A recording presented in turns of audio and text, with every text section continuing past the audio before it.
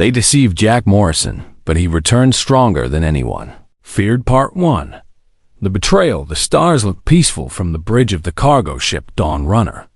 Jack Morrison stood at the main window and watched them pass by like tiny diamonds scattered across black cloth. He had made this journey 100 times before. The route from Earth to the frontier colony of New Horizon was long but safe. Or so he believed. Jack was 42 years old. He had spent 20 years serving the Galactic Commerce Federation, rising through the ranks until he became one of humanity's most respected commanders. The alien species that controlled the Federation had learned to trust him. The insect-like Keth and the fish-like Morrow often asked for his advice. He had helped negotiate peace treaties. He had saved colonies from pirates. He had earned his reputation through hard work and honest service. But Jack did not know that his success had made him a target. Behind him, his second-in-command Una checked the navigation screens. She was young, barely 30, with sharp eyes and quick hands. Jack had trained her himself. He trusted her completely. This was his greatest mistake. "Commander, we are 6 hours from New Horizon," Una said. Her voice was calm and professional. "Good," Jack replied. "Signal the colony. Tell them to prepare the receiving docks." Una nodded and turned to her console. But she did not send the message Jack requested. Instead, she sent a different message to a hidden frequency. The message was simple. He suspects nothing. Proceed with the plan. Far away, in the massive Federation Council station, powerful beings received this message and smiled. The Keth High speaker clicked his mandibles with satisfaction. The Morrow ambassador let out a bubbling laugh. They had worked on this plan for 3 years. Tonight, it would finally succeed. The problem, they believed, was humanity itself. Humans had joined the Federation only 50 years ago, but they had grown too fast. They learned alien technology too quickly. They adapted too well. They asked too many questions and demanded too much respect. The older species saw this as a threat. They remembered a time when they controlled everything. They did not want to share power with these strange, soft creatures from a small blue planet. Jack Morrison represented everything they feared. He was smart, respected, and influential. Other humans looked up to him. If he continued to rise, more humans would follow. The balance of power would shift. The Keth and Morrow could not allow this. So they found Una. They offered her money, power, and a seat on the Federation Council. All she had to do was destroy the man who had given her everything. The attack came without warning. Jack was in his quarters when the ship shook violently. Alarms screamed through the corridors. He ran to the bridge and found chaos. Crew members shouted in panic. Screens showed damage reports flashing red. What happened? Jack demanded. Una stood at the center of it all, her face a mask of fake concern. "Pirates, Commander." "They came out of nowhere. They hit our cargo hold." Jack's mind raced. Something felt wrong. Pirates never attacked Federation ships this deep in safe space. The patrols were too strong. But there was no time to think. He had to save his crew. "Get us to the nearest station," he ordered. Emergency speed. They limped to Station Kairos 4, a trading post on the edge of Federation territory. Jack expected to find help there. Instead, he found soldiers waiting for him. "Jack Morrison," the Keth captain announced, his voice clicking and harsh. "You are under arrest for theft of Federation property, conspiracy against the Council, and treason." Jack stared in disbelief. "What are you talking about?" "We were attacked by pirates." "There were no pirates," the captain replied. "Our investigators found stolen cargo in your ship's hidden compartments, weapons, classified technology, all taken from Federation stores." "That's impossible." "I never, but the soldiers were already moving forward." They grabbed Jack's arms and forced him to his knees. He looked around desperately and saw Yuna standing apart from the chaos. Their eyes met, and in that moment, Jack understood everything. Her face showed no guilt, no shame, just cold satisfaction. "Yuna," he whispered. "Why?" She walked closer and leaned down so only he could hear. "Because you were in the way, Commander. Humanity needs to learn its place, and you were teaching them to reach too high." The trial was a performance. Everyone had already decided Jack's fate. They brought witnesses who lied. They showed evidence that was carefully created. They painted a picture of a greedy human who had stolen from his masters and planned to sell secrets to enemies. Jack defended himself, but no one listened. His words meant nothing against the weight of the conspiracy. Only one voice spoke for him. Dahyun, his communications officer and oldest friend, stood up in the courtroom and shouted the truth. "This is a lie. Jack Morrison is innocent. I have proof that the evidence was planted. The council is framing him because they fear humanity." Guards rushed forward and dragged Dahyun away. His screams echoed through the hall until a door slammed shut and silenced him. Jack never saw his friend again. The verdict came quickly. Guilty on all charges. The sentence was exile to Keth 7, a frozen prison moon at the edge of known space. No human had ever survived there for more than 3 years. It was not imprisonment. It was a slow death sentence. As they led Jack away in chains, the council members watched with satisfaction. The Keth High Speaker turned to the Moro ambassador. "The human threat is contained," he said. "Without Morrison, they will remain weak and divided." "Indeed," the ambassador agreed. "In a generation, they will forget they ever had ambitions." They were certain they had won. Jack sat alone in the prison transport. Through the small window, he watched Earth grow smaller and smaller until it was just another dot of light among millions. Everything he had built was gone. His career, his reputation, his freedom. All stolen by people he had trusted. But something strange happened inside him. The shock faded. The despair passed. And what remained was something cold and hard and patient. Jack Morrison did not cry. He did not beg. He did not break. Instead, he began to plan. The journey to Keth 7 would take 3 weeks. He had 3 weeks to study his guards, learn their routines, and understand his new reality. He had 3 weeks to accept that the man he used to be was dead. A new man would take his place. A man with nothing to lose and a galaxy to reclaim. Jack closed his eyes and let the cold of space wash over him. When he opened them again, there was no trace of the trusting commander who had been betrayed. There was only revenge, waiting to be born. They deceived Jack Morrison, but he returned stronger than anyone feared. Part 2. The Forge. The cold hit Jack like a hammer the moment he stepped off the transport. Keth 7 was a frozen hell.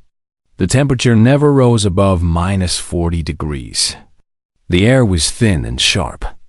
Every breath burned his lungs like swallowing broken glass. Guards pushed him forward through the snow. The prison was a collection of gray metal buildings surrounded by walls of ice.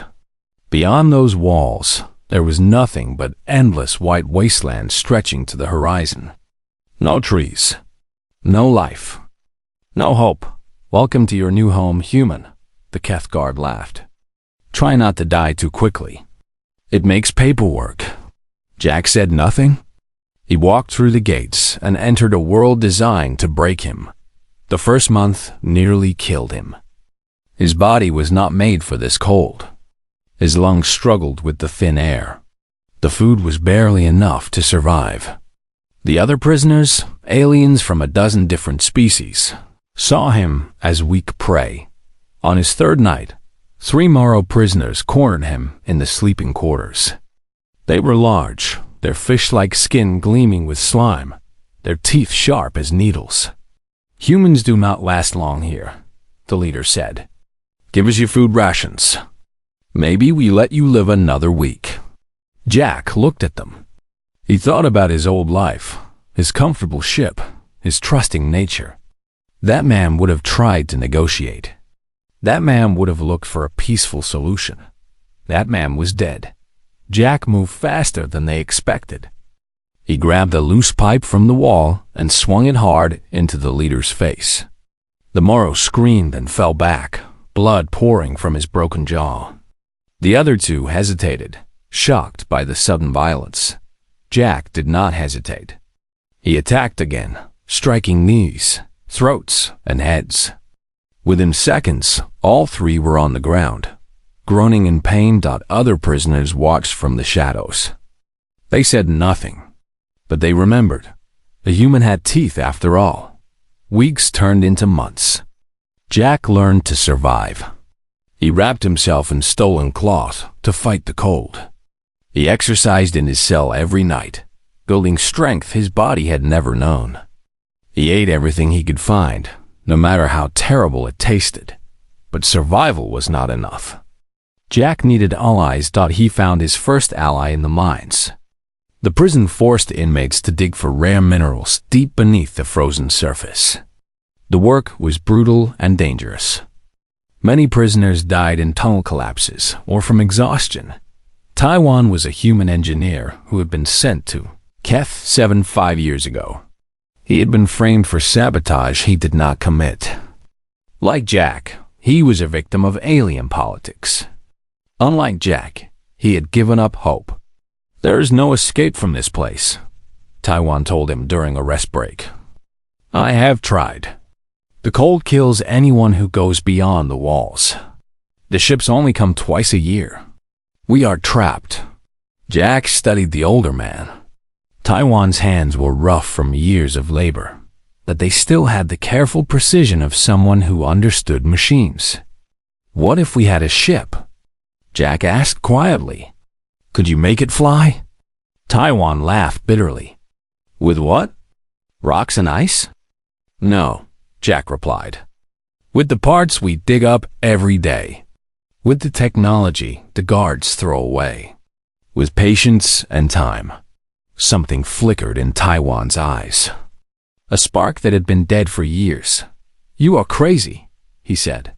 "Maybe," Jack admitted. "But I am also going to escape this prison. The only question is whether you want to come with me." Taiwan did not answer that day, but he started paying attention. And slowly, he started collecting parts. Jack's second ally came from the medical ward. Yoonji was a human doctor who had been imprisoned for refusing to perform experiments on alien prisoners at a Federation research station. She was kind, gentle, and completely out of place in this violent world. Jack found her treating a wounded prisoner one night. Her hands were steady despite the chaos around her. Her eyes were tired but determined. "You should not waste supplies on someone who will die anyway," a guard told her. "Let nature take its course.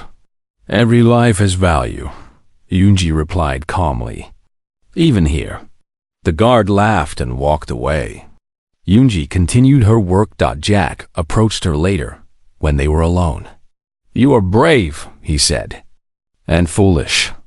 Bravery without power is just a faster way to die." Yoonji looked at him with sharp eyes. "And what would you know about power, prisoner?" "I know that power is not about strength alone," Jack answered. "It is about knowledge, patience, and knowing when to strike. You have knowledge that could save lives. Real lives. Free lives. Help me, and I will make sure your skills serve a greater purpose than treating dying inmates." Yoonji studied him for a long moment. She saw something in his eyes that others missed. Not madness. Not desperation. Something older and more dangerous. Purpose. "What do you want from me?" she asked. "Teach me medicine. Teach me how bodies work, how they break, how they heal. And when the time comes, keep my people alive long enough to escape." Yoonji nodded slowly. "You really believe you can get out of here?" "I do not believe," Jack said. "I know." 2 years passed.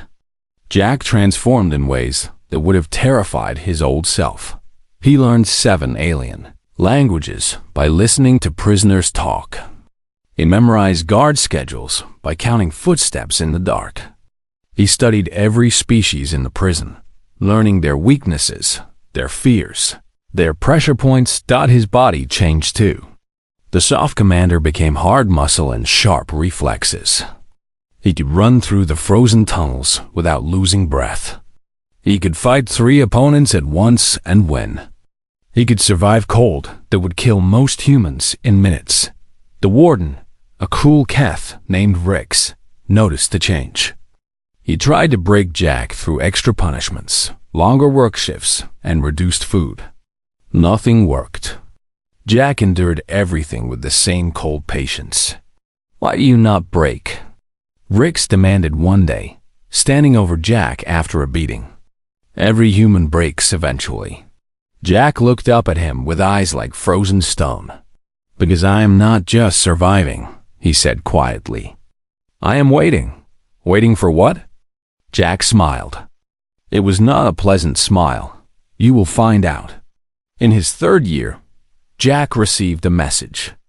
Taiwan had built a small radio receiver from stolen parts. Late one night, through static and interference, came a familiar voice. "Dongyan. Jack, if you can hear this, the Council is planning something terrible. They want to destroy Earth's military leadership. They are going to start a war and use it to crush humanity forever. You have 18 months. Please, if you are alive, do something." The message ended. Static filled the silence. Jack sat in the darkness for a long time.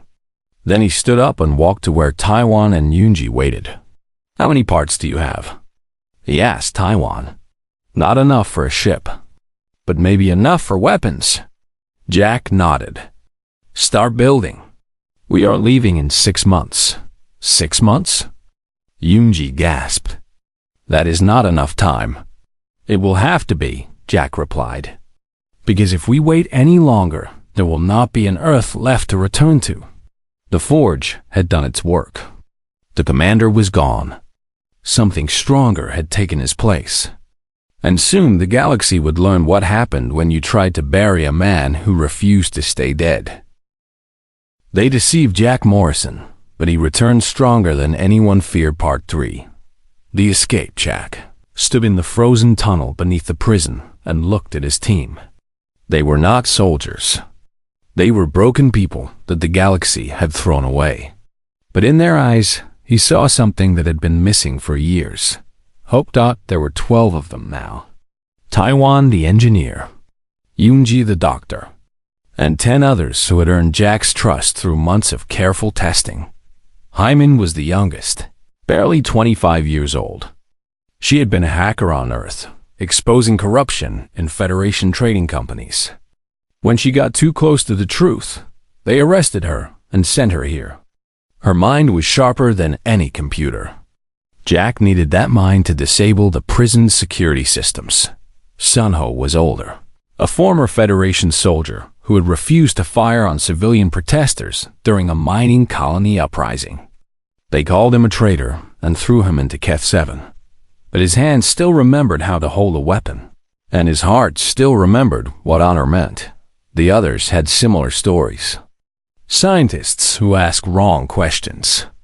Workers who demanded fair treatment. Pilots who helped refugees escape blockades.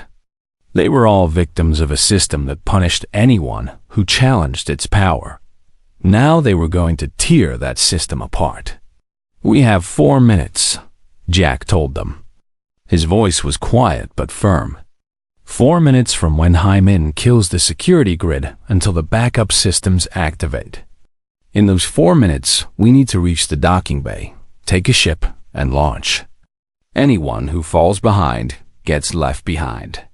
Anyone who hesitates gets us all killed. Do you understand? 12 heads nodded. Double quotes. Good. Hyman, are you ready? The young hacker held up a small device made from stolen prison parts. "I have been ready for 6 months, Commander." "Give me the signal and their systems are dead." Jack looked at Taiwan. The weapons? Taiwan opened a hidden panel in the tunnel wall. Inside were 12 crude guns made from mining equipment, along with knives, explosives, and 2 devices that looked like metal eggs. Electromagnetic grenades, Taiwan explained. They will disable any Keth technology for about 30 seconds. Use them wisely. We only have 2. Jack picked up a gun and felt its weight. It was ugly and rough, but it would kill. Remember, he said to his team, we are not here to fight a war. We are here to escape. Kill only when necessary. Our goal is the ship, nothing else. Sunho stepped forward. And the warden? Rix has tortured every person in this room. Are we supposed to let him live? Jack met the soldier's eyes. Rix is mine. I will deal with him personally. Sunho nodded. Satisfied. Jack took a deep breath. 3 years of planning came down to the next hour. Success meant freedom and a chance to save Earth. Failure meant death in the frozen darkness. I'm in, he said. Now. She pressed the button. The lights went out. Alarms started screaming. And 12 prisoners began to run. The tunnels beneath the prison were a maze of ice and metal. Jack had memorized every turn during his years of forced labor. He led his team through the darkness at full speed, their breath forming clouds in the freezing air. They encountered their first guards at an intersection. 3 Keth soldiers, confused by the sudden blackout, spinning around with weapons raised. Sunho moved like lightning. Before the guards could fire, he had killed 2 of them with precise shots. Jack finished the third with a knife across the throat. Keep moving, Jack ordered. 2 minutes left. They ran faster. The docking bay was ahead, just beyond the prison's main building. But to reach it, they had to cross through the guard quarters. Take the left tunnel, Jack commanded. It leads to the maintenance access. Fewer guards. But as they turned the corner, they found their path blocked. 20 prisoners stood in the tunnel, aliens of various species, all armed with improvised weapons. Jack stopped. His team raised their guns. The leader of the group stepped forward. It was the Morrow prisoner Jack had beaten on his 3rd night, 3 years ago. His jaw had healed crooked, giving his face a permanent snarl. Going somewhere, human? The Morrow asked. Jack calculated quickly. A fight would cost time they did not have. But surrender was not an option. Let us pass, Jack said calmly. This is not your battle. You think you can escape and leave us here to suffer? No, you take us with you, or you die here. Jack stared at the alien. He saw anger, desperation, and a strange kind of respect. There is only one ship, Jack replied. It cannot hold 30 people. Then some of us die trying. Better than rotting in this frozen hell. Jack made a decision in half a second. Fine, but you follow my orders. Anyone who disobeys gets shot. Understood? The Morrow grinned with his broken jaw. Understood, Commander. The group moved together now, 30 prisoners against an entire prison. They burst through the maintenance doors and into the guard quarters. Chaos erupted. Keth soldiers fired wildly in the darkness. Prisoners screamed and charged. Bodies fell on both sides. But Jack pushed forward, his eyes fixed on the goal. 1 minute left. They reached the docking bay doors. Taiwan worked frantically on the lock, while Sunho and others held back the pursuing guards. 30 seconds, Hyman warned. When those systems come back online, they will have full control of the doors. Almost there, Taiwan grunted. Sparks flew from the panel. 20 seconds. Jack turned and threw one of the electromagnetic grenades at the approaching guards. It exploded with a blue flash, and the Keth soldiers collapsed as their cybernetic implants shut down. 10 seconds. The door hissed open. Move! Jack shouted. The survivors poured through into the docking bay. There were 3 ships waiting, but 2 were too damaged to fly. The third was a Keth patrol vessel, sleek and fast. "Taiwan, can you fly it?" "I can fly anything," the engineer replied. 5 seconds. They ran for the ship. Jack was last, making sure everyone made it inside. The lights came back on. Alarms changed pitch. Automated turrets began to turn toward them, but they were already aboard. Taiwan hit the launch sequence as Jack sealed the hatch. The ship's engines roared to life. "All units, lock down the docking bay," a voice commanded over the speakers. "Do not let that ship leave." Too late. The patrol vessel shot forward, smashing through the bay doors before they could close. Ice and metal exploded around them as they burst into the frozen sky of KETH-7. Behind them, the prison grew smaller. But Jack had one more thing to do. "Circle back," he told Taiwan. "What?" "We need to get out of sensor range." "Circle back. There is the main communication tower. I need to send a message." Taiwan obeyed.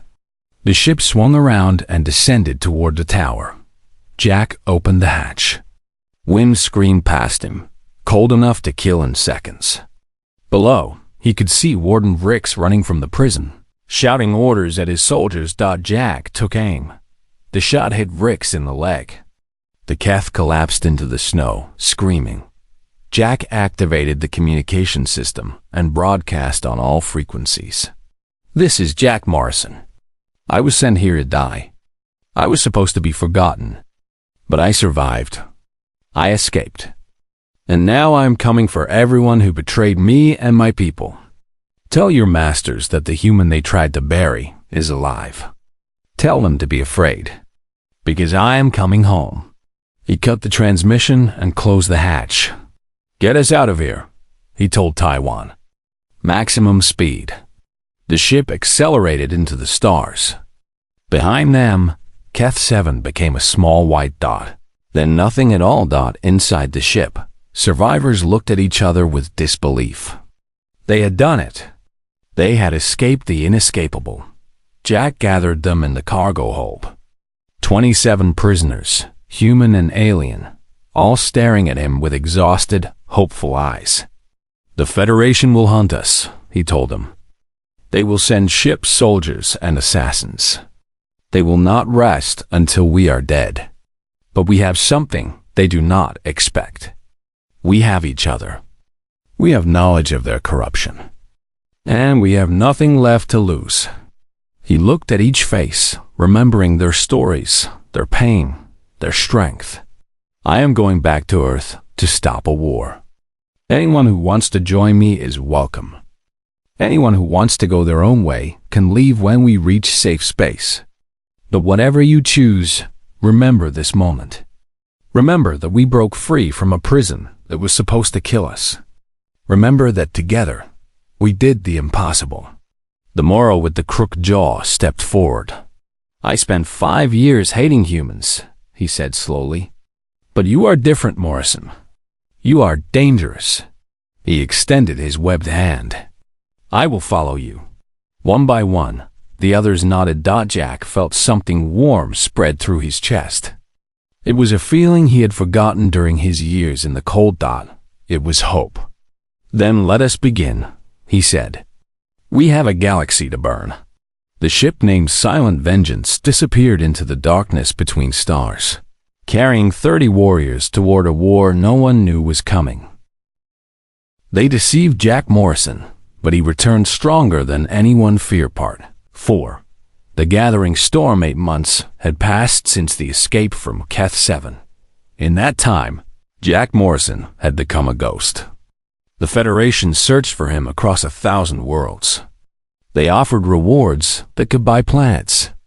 They sent their best hunters to track him down. They found nothing. Jack moved through the shadows of the galaxy like smoke. He changed ships, identities, and locations constantly. He never stayed in one place longer than a week. He trusted no communication that could be traced. He became invisible, but he was not hiding. He was building.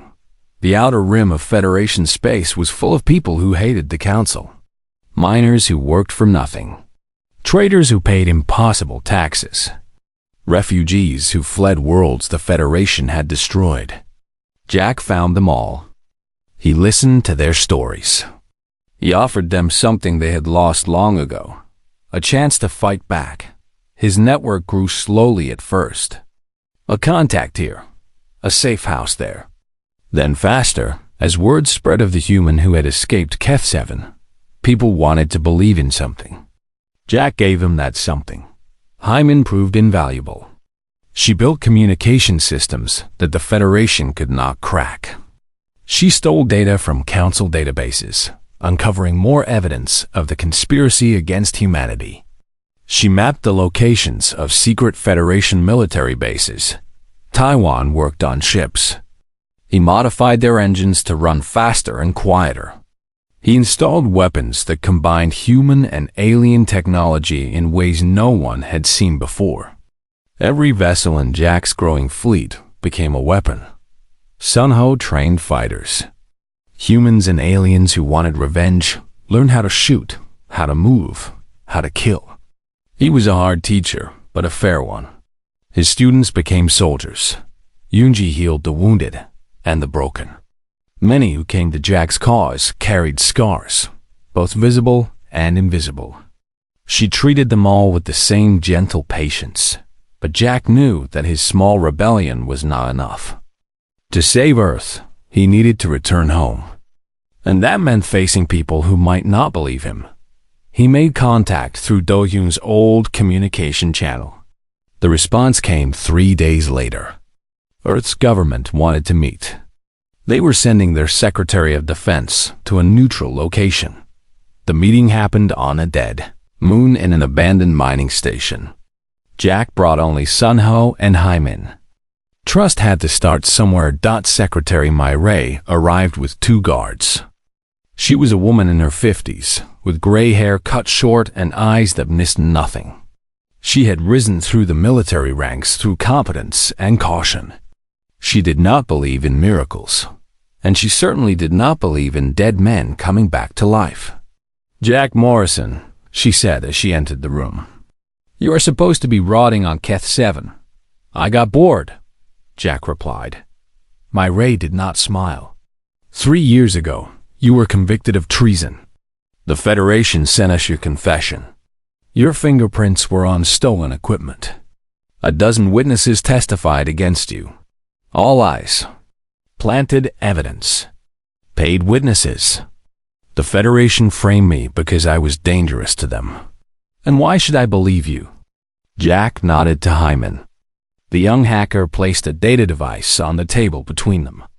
"Because I have proof," Jack said. 3 years of evidence. Communications between council members planning my arrest before any crime was committed. Financial records showing payments to my former officer Yuna. Recordings of Federation. Leaders discussing how to weaken humanity by removing me. Everything you need to know that I was betrayed. Myray picked up the device. She studied it for a long moment. This could be fabricated. It could be. But you know it is not. You have suspected the Federation's intentions for years.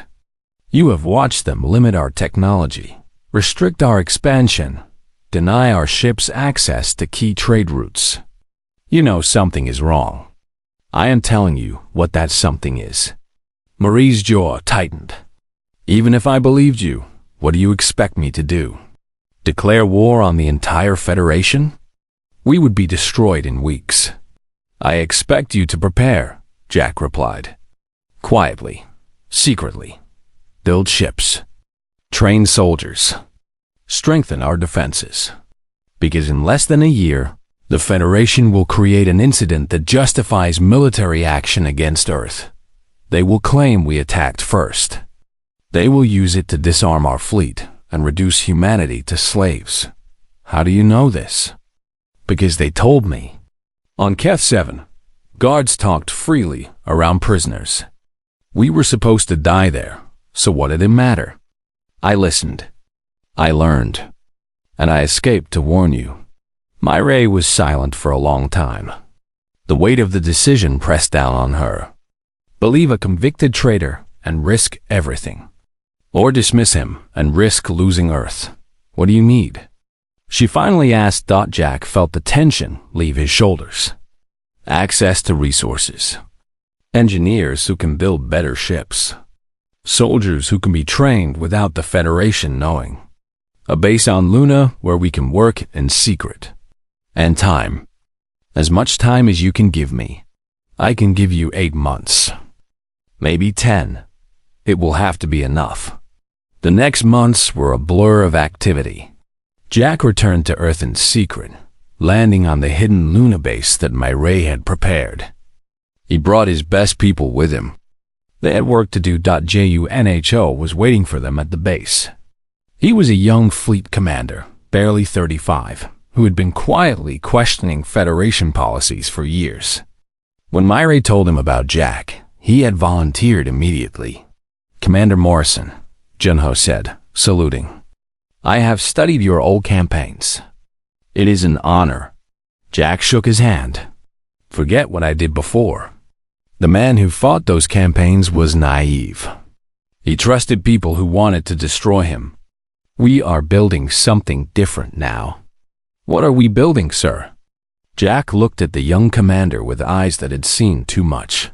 We are building humanity's survival. Training began immediately. Junho proved to be a brilliant student and an even better leader. He absorbed everything Jack taught him about alien weaknesses, tactical deception, and psychological warfare. Within weeks, he was teaching others. Taiwan worked with Earth's best engineers to create new weapons. Ships that could outrun anything the Federation had. Shields that used Keth technology in ways the Keth had never imagined. Guns that fired faster and hit harder than any alien design. Soyam was Myrae's greatest gift. She was an intelligence operative who had spent 5 years building connections within the Federation diplomatic corps. When Jack asked for someone to infiltrate the council, she volunteered without hesitation. I will need a new identity, she told Jack, and a reason to be there. Myrae is sending a diplomatic mission next month. You will go as an aide. Get close to the council members. Learn their plans. Find out when they intend to strike. Soyan nodded. And if I am discovered, then you die, and we lose a valuable asset. But if you succeed, you save billions of lives. She smiled grimly. No pressure then. Soyan left for the Federation Council Station 3 weeks later. Her reports came in coded bursts, hidden within normal diplomatic communications. The news was worse than Jack had feared. The Federation was almost ready. They had chosen their target, a border station called Vega 9. They would destroy it themselves and blame humanity. The attack would happen in 4 months. 4 months to prepare for war. Jack gathered his commanders in the Luna base's main hall. Junho, Samho, Taiwan, Yoonji, Haimin, and Myrae herself. The people who would save humanity or die trying. We know their plan, Jack told them. We know their target. We know their timeline. For the first time since this began, we have the advantage. Our fleet is not ready, Junho said. We have 300 ships. The Federation has thousands. Numbers do not win wars. Surprise does. Strategy does. Will does. Jack activated a holographic map of the Vega system. They expect us to be weak, confused, and leaderless. They expect us to react instead of act. We are going to prove them wrong. He outlined his plan. It was bold, risky, and depended on perfect timing. But it could work. When he finished, the room was silent. Myrae spoke first. If this fails, humanity dies. If we do nothing, humanity dies anyway. At least this way, we have a chance. Myrae studied the map for a long moment. Then she nodded. Then let us make sure we do not fail. The meeting ended. Commanders went to their stations. Ships prepared for launch. Soldiers checked their weapons. Jack stood alone at the observation window, watching Earth rise over the lunar horizon. The blue marble hung in the darkness, beautiful and fragile. He thought about everyone who had been lost. His career, his reputation, his trust. The years of suffering on Keth 7, the friends who had died, the innocence that had been stripped away. But he also thought about what remained. His purpose, his people, his planet. He had promised to return stronger than they feared. Now it was time to prove it. They deceived Jack Morrison, but he returned stronger than anyone feared. Part 5. The Reckoning. The Federation. Fleet gathered at the edge of the Vega system, like wolves preparing to hunt. 50 warships, the pride of Keth and Morrow engineering, waited for the signal to attack. In a few hours, they would destroy Station Vega 9 and blame humanity for the destruction. The war would begin. Humanity would fall, or so they believed. Jack Morrison stood on the bridge of his flagship. The Iron Dawn. Around him, 300 human ships waited in the shadow of a gas giant. Hidden from Federation sensors by a combination of Taiwan's technology and the planet's electromagnetic interference. Their fleet is in position, Hyman reported from her station. They are beginning the approach to Vega 9. Any sign they have detected us? Jack asked. None. They think we are still hiding on Earth. Jack allowed himself a small smile. The Federation had made the same mistake they always made. They had underestimated humanity. John Ho prepared the fleet. We attack in 30 minutes. The young commander nodded and began issuing orders. Ships powered up their engines. Weapons charged. Pilots strapped into their seats. On the Federation Council Station, far from the coming battle, Soin was making her final move. She had spent months building trust with the council members. She had laughed at their jokes, agreed with their prejudices, and pretended to be just another human who knew her place. Now she stood in the central communication hub.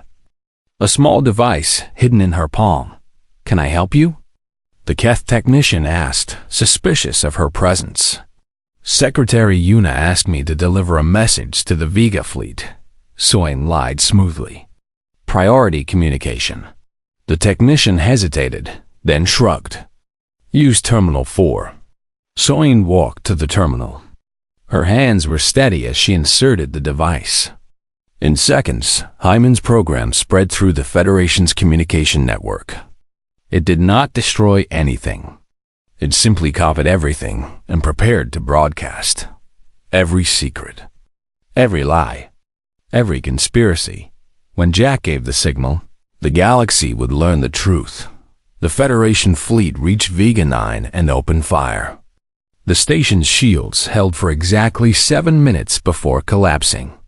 Explosions tore through corridors. Emergency alarms screamed. Thousands of innocent people, human and alien alike, tried to escape. The Keth Admiral watched the destruction with satisfaction. Begin recording the evidence. Make sure it shows human weapon signatures on the debris. Admiral, a junior officer interrupted. We are detecting ships approaching from the gas giant. What? There should not be any ships in this system. 300 contacts, Admiral. They are human. The Admiral's mandibles clicked with confusion. That is impossible. Our intelligence said their fleet was at Earth. Admiral, they are hailing us. The view screen flickered. Jack Morrison's face appeared. Hello, Admiral, Jack said calmly. I believe you were expecting someone else. The Admiral stared in disbelief. Morrison? You are supposed to be dead. I hear that a lot. Now, here is what is going to happen. You are going to power down your weapons and surrender your fleet. Or I am going to destroy every ship you have. The Admiral laughed, a clicking sound that echoed through the bridge. You have 300 ships. I have 50. But my ships are Federation warships. Yours are cargo vessels and patrol boats. You cannot win." "You are right," Jack agreed. "Your ships are better. Your weapons are stronger. Your armor is thicker. But you forgot something important." "What?" "You forgot what happens when you push humanity into a corner." Jack cut the transmission and gave the order. The human fleet surged forward. The battle was unlike anything the galaxy had seen. Human ships were smaller and weaker, but they moved with a coordination that seemed impossible. They attacked in groups, focusing fire on single targets until shields collapsed. They used asteroids and debris as cover. They sacrificed themselves to create openings for others. Junho commanded the vanguard with deadly precision. His ships tore through the Federation formation like knives through cloth. Every order was perfect. Every movement was calculated. Junho led boarding parties onto damaged enemy vessels. His soldiers fought hand-to-hand through alien corridors, taking control of ships from the inside.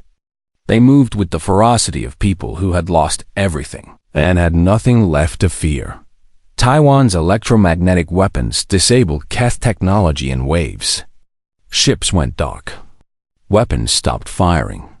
Shields collapsed. The technological superiority that the Federation had relied on for centuries failed them when they needed it most. One by one, Federation ships fell. The Admiral watched his fleet die around him. His confidence crumbled into terror. "All ships retreat. Get us out of here." But it was too late. Jack's fleet had surrounded them. There was nowhere to run. The flagship's shields failed. Boarding pods attached to the hull. Minutes later, Junho's soldiers stormed the bridge. The Admiral tried to flee. Junho shot him in both legs. "That is for the prisoners on Keth 7, Junho said coldly. Jack arrived moments later. He looked at the Admiral, writhing on the floor, and felt nothing but emptiness.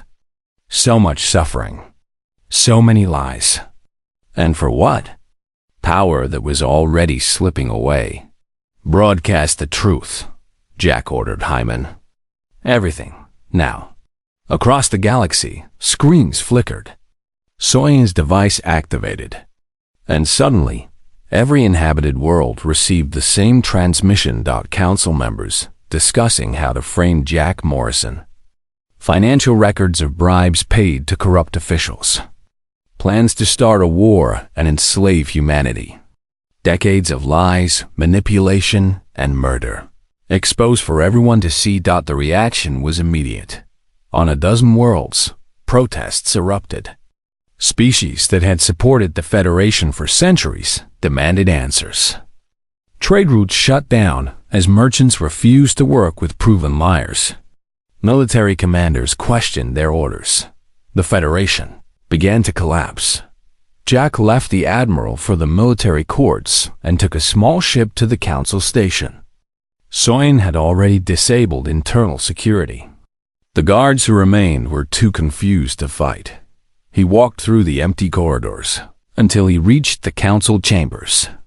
Inside, the Kef High Speaker and the Moro ambassador huddled with a handful of remaining loyalists. And there, standing apart from the others, was Yu and Adat. She looked older than Jack remembered. The years had not been kind to her. Power had given her what she wanted but taken something in return. There was a hollowness in her eyes that no amount of status could fill. "Jack," she whispered when she saw him. "You should be dead." "Should be," he agreed. "But I'm not. And now everyone knows what you did. What all of you did." The High Speaker stepped forward, mandibles trembling.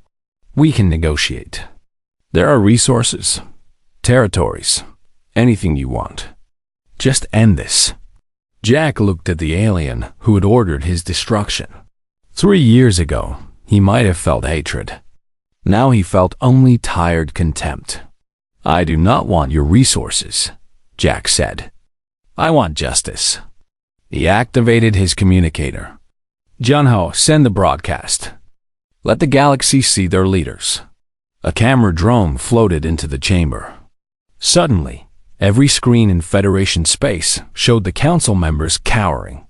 "These are the people who ruled you," Jack announced to the watching billions. "These are the people who lied, cheated, and murdered to stay in power. They tried to destroy my species. They failed. Now it is your turn to decide what happens next." He turned back to the council. "You will face trials. Real trials, with evidence and witnesses. Not the fake justice you gave me. The species you oppressed will decide your fate." The High Speaker collapsed. The ambassador began to cry. Others simply stared in shock. Jack walked to Yuna. She backed away until she hit the wall. "Please," she begged. "I did what they told me. I had no choice." "You had a choice," Jack replied quietly. "You chose power over loyalty. You chose lies over truth. You chose to destroy a man who trusted you with his life. Are you going to kill me?" Jack studied the woman who had betrayed him. He thought about the years of suffering, the cold of Keth 7, the friends he had lost, the scars that would never fully heal. "No," he said finally. "Death is too quick.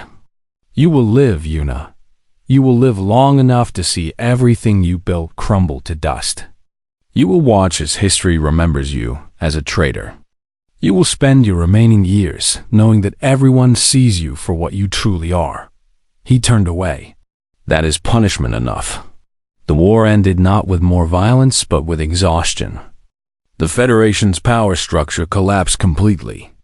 In its place, humanity helped build something new. A galactic charter that gave every species equal rights. Trade agreements that benefited everyone, not just the powerful. A justice system that actually worked. It took years. There were setbacks, arguments, and moments when everything threatened to fall apart. But slowly, painfully, the galaxy healed. Dahin was found on his remote outpost, alive but broken by years of isolation. Jack personally brought him home. The two old friends embraced without words. Some bonds did not need explanation. Taiwan became Earth's chief engineer, revolutionizing human technology with what he had learned from alien designs. Yunji opened a hospital that treated refugees from the Federation's collapsed territories. Hyman transformed galactic communications, making information free and accessible to everyone. Junho became Fleet Admiral, commanding a new generation of defenders who would never let humanity be threatened again.